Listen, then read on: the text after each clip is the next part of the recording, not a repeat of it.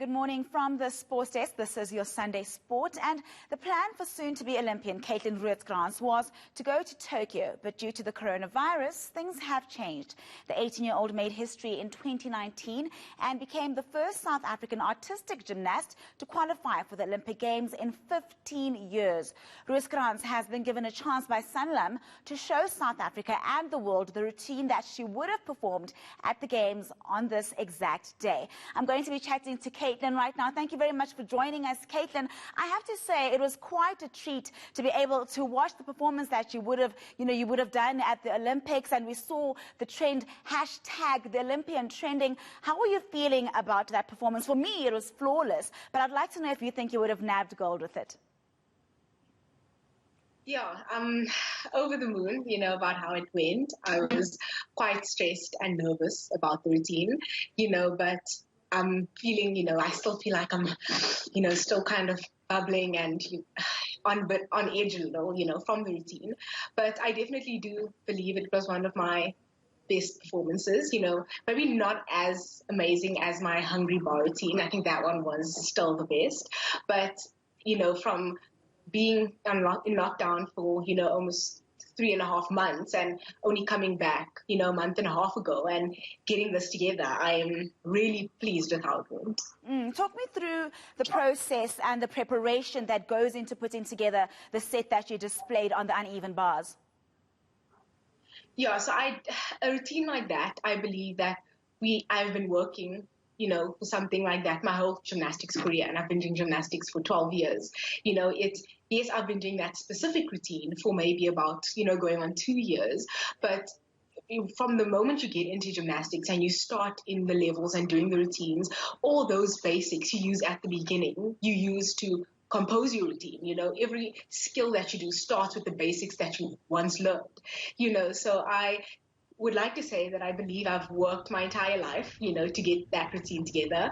But yeah, specifically that routine, I have been working for about 2 years, and have gotten quite confident in it. I've competed it nationally as well as internationally successfully quite a few times and have gained quite a lot of confidence with it. So I am, really happy with how it went. And yeah, I hope that everyone enjoyed it. It was quite the routine, and hopefully we will be able to show it in a moment.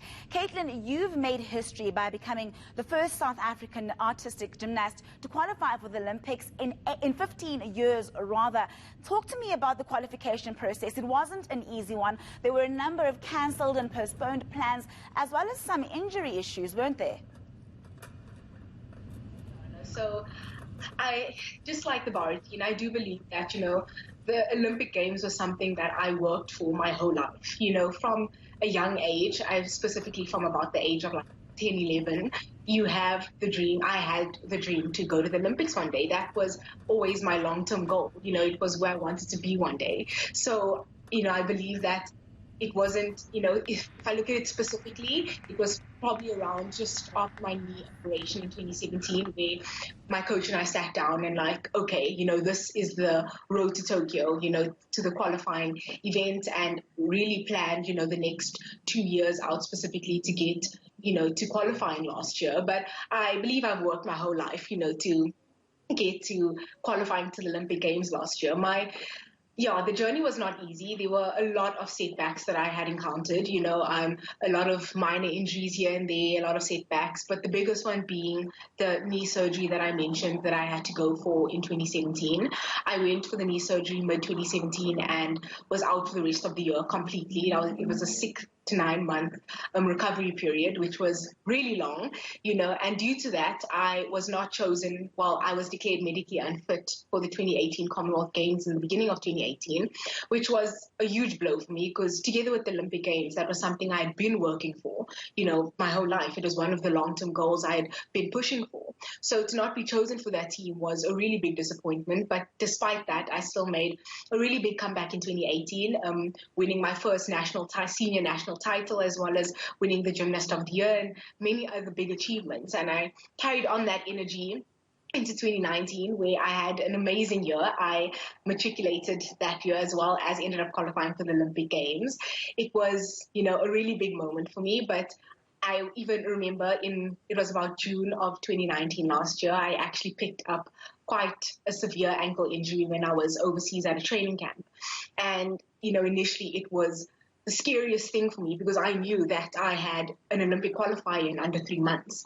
I did not have any sort of time to go through injuries now, but immediately when we came back, we started, aggressive and rapid treatments. I went for, injections, red blood cell injections, to speed up my recovery. And despite, such, which should have been a huge setback, I managed to, still kind of keep on track and ended up qualifying for the Olympic Games, 3 months later. So it was, a rough journey, to get where I did last year. But after qualifying for the Olympic Games, I can definitely say it was all worth it.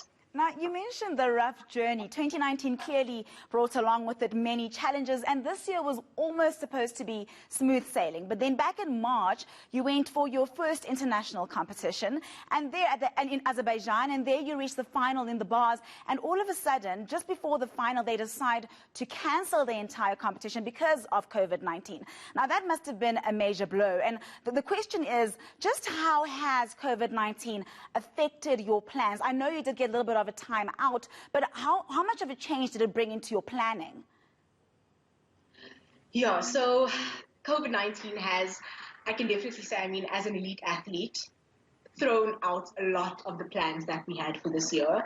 The first one being, like you said, when I was in Azerbaijan and I was at the Baku World Cup and I had qualified into the bar final. I was super excited. I, really pleased with my performance and my qualifying routine and knew that there was so much room for improvement and was so excited to attack finals the next day. And literally the night before we were about to go to bed, we got the news that they had cancelled the final due to COVID-19 and we had to fly home, the next day. And it was just so rushed. And, we ended up coming home and I was quite upset because I had made the final. It was such a big thing for me to get into the final and I just needed to go compete, so, but that was one of the first really big, things that COVID-19 took away from me as a gymnast.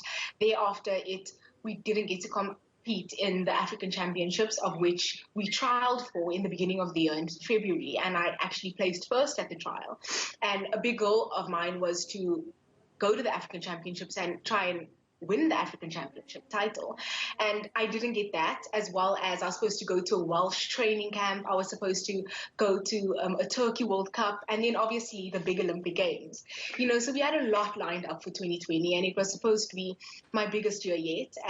But COVID-19 had other plans, so the Olympic Games postponement, when that was announced, it was really big, quite a big disappointment for me. But knowing my journey, it was not the first disappointment that I'd come across. And I think, also being part of being an elite athlete is really being adaptable, and yes, we work very, tightly with plans and planning, but a part of that is also learning how to be flexible, and anything can happen and then you need to change your plan. You can get injured or this can happen or COVID-19 can happen and then we have to change our plans, So as much as I was really upset about the postponement of the Olympics, I was, I like to look for the silver lining in everything. And I was really happy that the Olympic Games was postponed, firstly, and not cancelled, because that would have been the biggest disappointment. I don't know what I would have done, as well as I get to keep my qualifying spot. That was something that we were also quite worried about, that even all the people that had qualified would have to re-qualify, and that,